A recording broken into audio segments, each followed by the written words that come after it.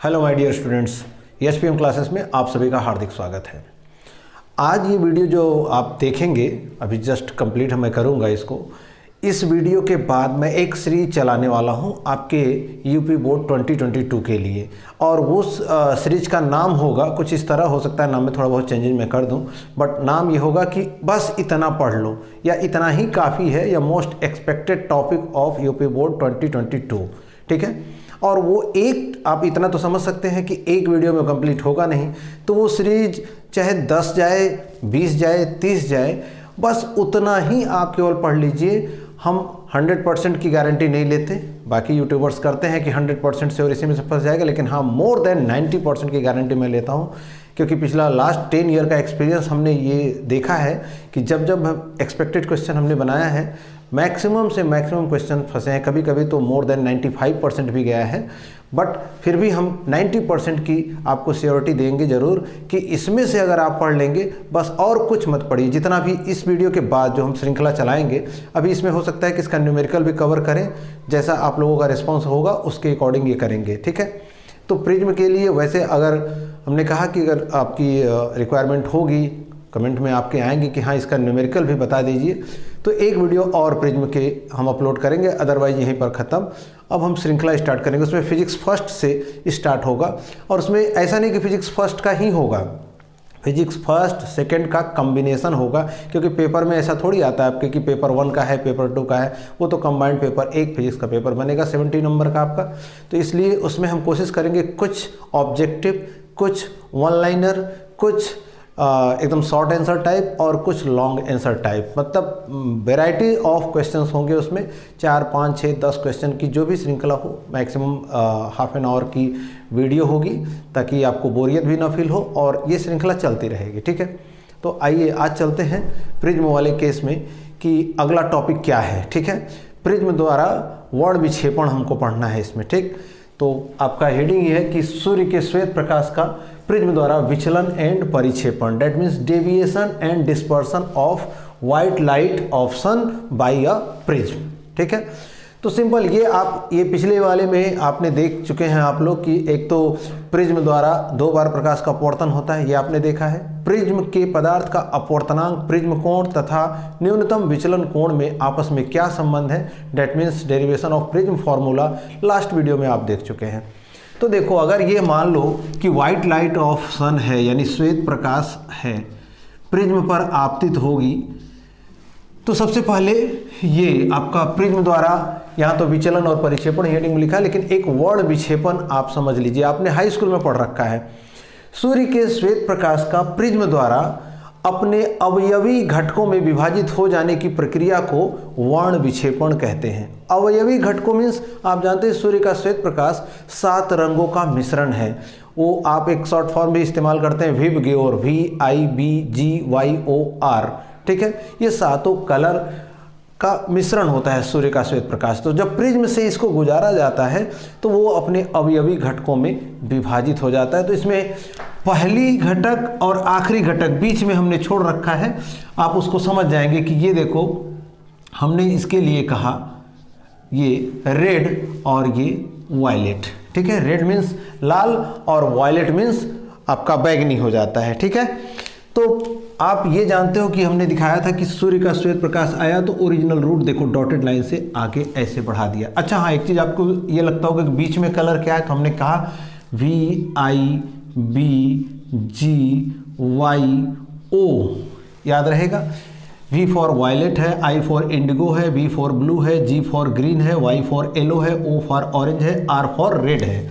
ठीक है, ये आ रहा है, हाँ मैं सोचा कि शायद सीन नहीं हो रहा है विजिबल, कुछ फेड तो नहीं हो गया, लेकिन आ रहा है। ठीक है, सूर्य का श्वेत प्रकाश अपने 7 अवयवी घटकों में विभाजित हो गया। तो देखो, विचलन कोण आपको बता चुके हैं कि यदि आपतित किरण को आगे की ओर बढ़ाएं और अपवर्तित किरण को पीछे की ओर ले जाए, तो जिस बिंदु पर यह मिलती उसे ही हमने कहा था एंगल ऑफ डेविएशन, विचलन कोण।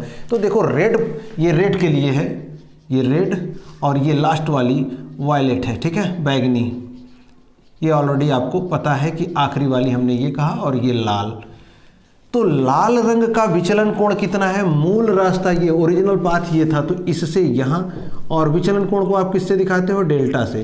किस कलर के लिए है, रेड के लिए है, तो डेल्टा आर। क्लियर है बात। अब अगर हम कहें कि वायलेट के लिए क्या है, तो देखो इसका एंगल बड़ा है, यहाँ से यहाँ तक है, और ये इसका एंगल ऑफ डेविएशन डेल्टा, और सफिक्स में लगाया भी, ताकि आपको पता चले कि हाँ वायलेट के लिए है ये।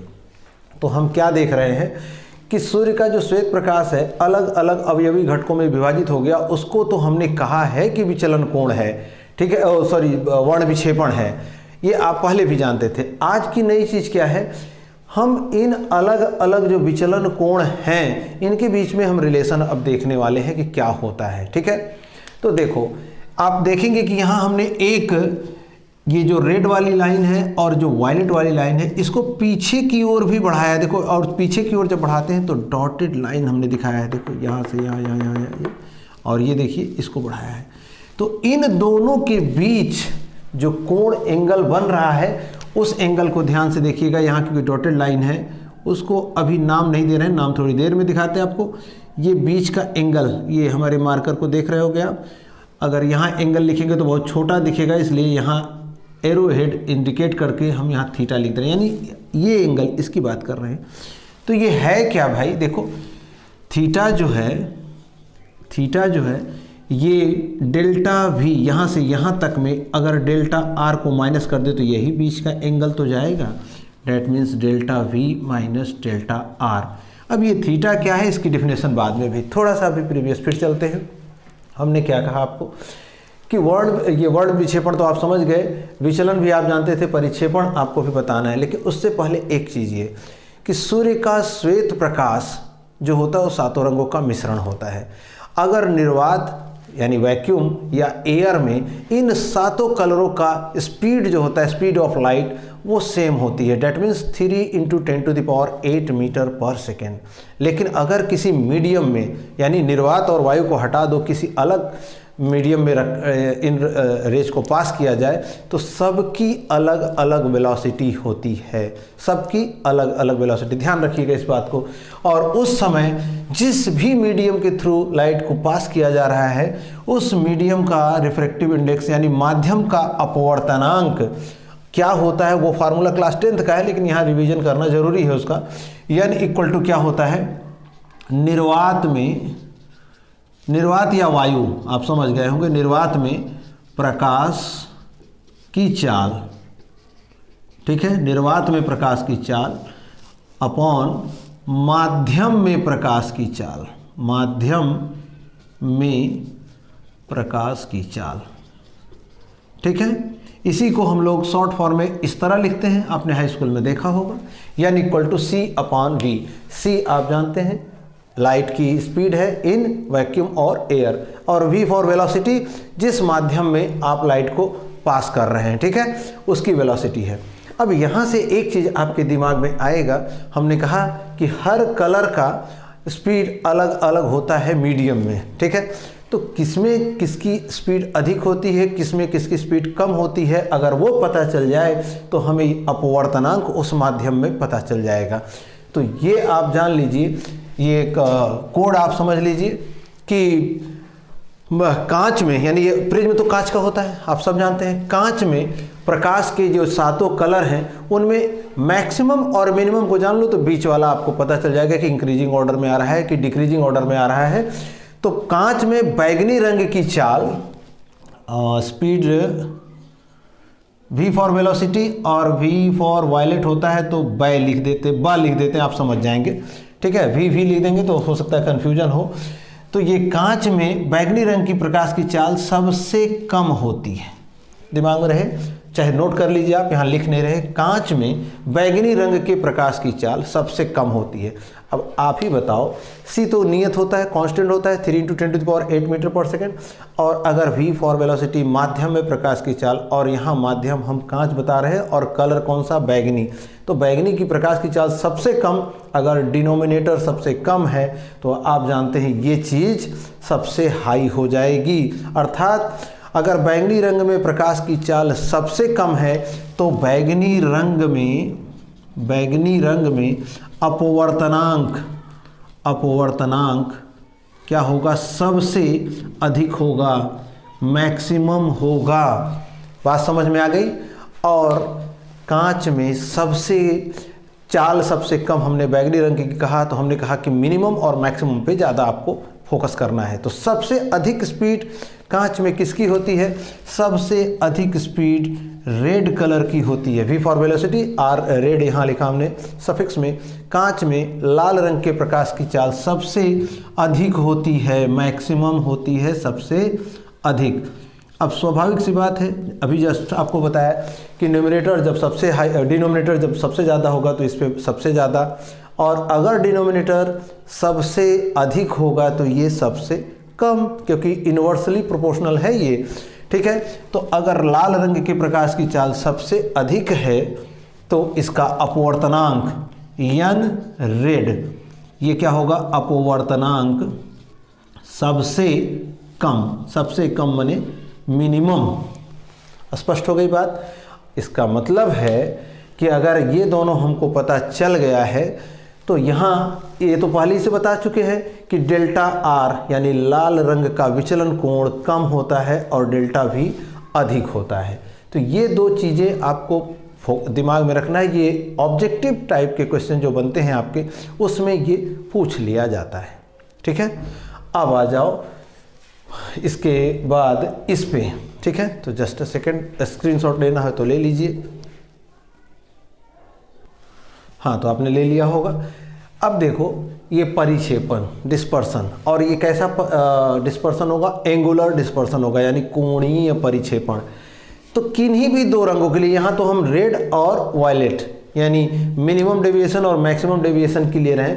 आपको अगर कह दे ऑरेंज ब्लू या कह दे ग्रीन इंडिगो, इनके बीच का किन्हीं भी दो रंगों की निर्गत किरणों का जो बाहर निकली होंगी प्रिज्म से, उनके बीच का जो कोण बनता है उसे हम कोणीय परिक्षेपण कहते हैं। तो यहाँ हमारे फिगर में हमने रेड प्रथम निर्गत किरण और फाइनली निर्गत किरण वायलेट, इन दोनों के बीच का जो कोण देखो ये थीटा बना, इसी को ही कहते हैं कोणीय परिक्षेपण, एंगुलर डिस्पर्सन। डिफिनेशन एक बार फिर से बोल दे रहे हैं, किन्हीं दो रंगों की निर्गत किरणों के बीच बना कोण ही उन रंगों के लिए कोणीय परिक्षेपण कहलाता है। तो हमारे केस में theta equal to delta V minus delta R, यही हमारा कोणीय परिक्षेपण का फार्मूला है। अब एक चीज़ जो लास्ट वाले में, चूँकि वीडियो लंबी हो रही थी हमने वहीं पर स्टॉप कर दिया था, एक छोटी सी चीज़ उसमें थी कि आपने पढ़ा ये कि प्रिज्म का विचलन, प्रिज्म की डेरिवेशन जो किया था कि विचलन कोण, प्रिज्म कोण और अपवर्तनांक में आपस में संबंध, तो यही तो पढ़ा था आपने, sine A plus delta M by 2 upon में साइन ए बाई 2। ठीक है, अब अगर एक एजम्पशन आता है कि पतला प्रिज्म, अगर पतला प्रिज्म है, तो अब आप कहेंगे कि पतला प्रिज्म क्या चक्कर है। पतला प्रिज्म ऐसे प्रिज्म को कहते हैं जिसका प्रिज्म कोण 5 डिग्री या 5 डिग्री से कम हो। 5 डिग्री से एबव होगा तो पतले प्रिज्म की कैटेगरी में नहीं आएगा।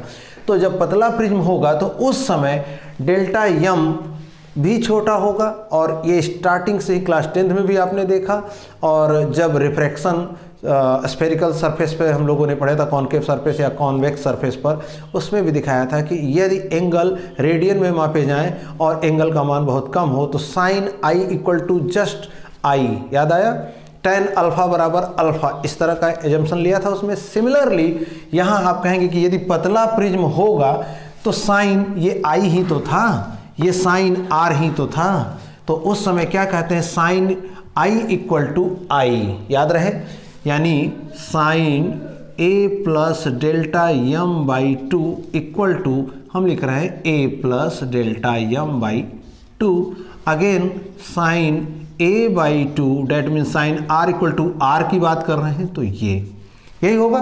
अगर ये हुआ तो ये मान जरा यहाँ पुट कर दें, यहाँ से यहाँ पुट कर दें, तो यन इक्वल टू दिखेगा क्या भाई, साइन आई इक्वल टू सिर्फ आई की बात कर रहे हैं, तो A plus del m by 2 upon में ए बाई 2, 2 से 2 गया। ठीक है, और इसको जब आप इधर उधर करेंगे, क्रॉस मल्टीप्लाई करेंगे, तो यन माइनस 1 इंटू ए आएगा। यानी पतले प्रिज्म के लिए न्यूनतम विचलन equal to n minus 1 into A. अब आप कहेंगे कि आज इसकी ज़रूरत क्या पड़ गई, क्योंकि यहाँ कोणीय परिक्षेपण अगर आपको डेविएशन दे रखा है, एंगल ऑफ डेविएशन दे रखा है, तो डायरेक्ट एंगुलर डिस्पर्सन निकाल लेंगे। बट इन केस कि अगर ये डायरेक्टली नहीं दिया है तब आप क्या करेंगे, तो उसके लिए देखिए ये अब हटा देते हैं, आप इसका स्क्रीनशॉट ले ही चुके हैं, ठीक है, तो जल्दी से देख लेते हैं। देखिए अब ये delta m equal to n minus 1 into A था ना, तो यहाँ यही चीज़ लिखा गया है theta equal to delta v. तो ध्यान दीजिएगा यहाँ theta equal to delta v, और हम डेल्टा यम फॉर मिनिमम था, यहाँ कलर की बात करें डेल्टा वी, तो delta v equal to n minus 1 into A. तो n की जगह यहाँ सफिक्स में n v minus 1 into A लिख सकते हो आप, देख लो n की जगह n v माइनस 1, क्योंकि वॉयलेट कलर के लिए, फिर बीच में माइनस है तो माइनस लगाओ, फिर डेल्टा r, इसी तर्ज पर आप n r माइनस 1 इंटू ए कर सकते हो, बिल्कुल कर सकते हैं, ठीक है। तो थीटा इक्वल टू आया क्या, ए ले लिया हमने कॉमन। अब जब कॉमन लोगे तो देखो n v माइनस 1 माइनस है, माइनस n r करेगा इसको, और माइनस माइनस प्लस 1 ए, तो यहाँ माइनस 1 प्लस 1 गया, therefore theta equal to n v minus n r into A. तो ये एक अलग फॉर्मेट में आपका एंगुलर डिस्पर्सन आ गया। तो लगे हाथों ये भी कंप्लीट हुआ और ये भी कंप्लीट हुआ। इतना ही आपको इसमें प्रिज्म वाले में देखना है। एक और चीज़ आती है वर्ण विक्षेपण क्षमता, ठीक है, क्या आती है वर्ण विक्षेपण क्षमता, तो वो भी यहीं कर लिया जाए, ठीक है। तो आप हेडिंग बना लेंगे वर्ण विक्षेपण क्षमता। ये चूंकि बहुत छोटा सा टॉपिक है, इसी से रिलेटेड है, इसलिए बता देते हैं इसको। देखो इसमें एक चीज़ ध्यान दीजिए, 7 कलर होते हैं, और अगर मैथ में हाई स्कूल में पढ़ा है कि माध्य निकालते हैं तो क्या करते हैं, बीचों बीच वाली चीज़ होती है, तो आप कहेंगे 3 इधर से 3 इधर से, बीच में ग्रीन आ रहा है माध्य कलर, बट ये माध्य कलर नहीं होता है, यहाँ ये फिजिक्स है। इसमें माध्य कलर येलो को माना गया है, यानी पीले प्रकाश को माध्य कलर मानते हैं। तो वर्ण विक्षेपण क्षमता, अभी उसकी डिफिनेशन बाद में बोलते हैं, लेकिन अभी आप डेल्टा वाई अगर निकालना होता इन्हीं की तरह, जैसे डेल्टा एम के लिए n माइनस 1 इंटू ए, तो डेल्टा वी के लिए n v minus 1, delta R के लिए n r माइनस 1 और a मल्टीप्लाई में, तो डेल्टा वाई होता तो क्या करते आप, यही तो करते n y माइनस 1 इंटू ए, ठीक है।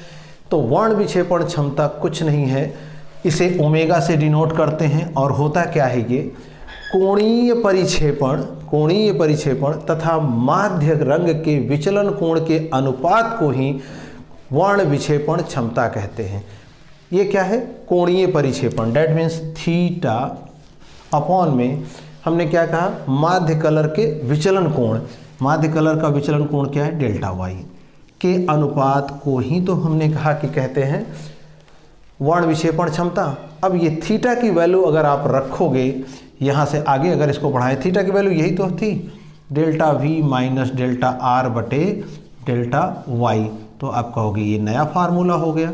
यानी एक ही फार्मूले को कैसे अलग अलग फॉर्मेट में रखते हैं वो बात हम बता रहे हैं आपको।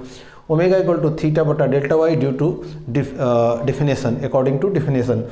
थीटा इक्वल टू हम पहले पढ़ चुके हैं ये, और अभी अभी आपने delta V minus delta R, यही तो था delta V minus delta are, इसकी जगह क्या देखा ये यही आया था।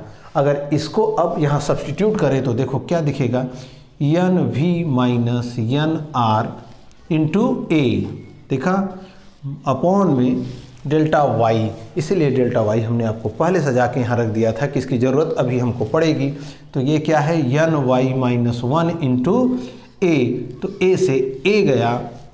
फाइनली आप क्या बोल सकते हो, दिखेगा यहाँ जी, दिखना चाहिए ओमेगा इक्वल टू क्या आ गया इस फॉर्मूला, देखो एक फार्मूला दूसरा फार्मूला और ये जो तीसरा यहाँ लिख रहे हैं क्या बना N we minus N R upon में एन वाई माइनस 1। 3 तरीके के फॉर्मूले आपके पास ये रेडी हो गए, ठीक है। क्या है N we minus N R upon में एन वाई माइनस 1। बस इससे ज़्यादा इस चैप्टर में आपको कुछ भी नहीं पढ़ना, एक भी पॉइंट इससे बाहर नहीं आएगा, डेट श्योर है। ठीक है, अब न्यूमेरिकल आप लोग बताओगे कि हाँ कराना है कि उसको छोड़कर सीरीज पे आ जाए, तो कमेंट बॉक्स में ज़रूर बताइएगा। आज की वीडियो यहीं समाप्त करते हैं, मिलते हैं आपसे नेक्स्ट वीडियो में। Till then take care and bye bye.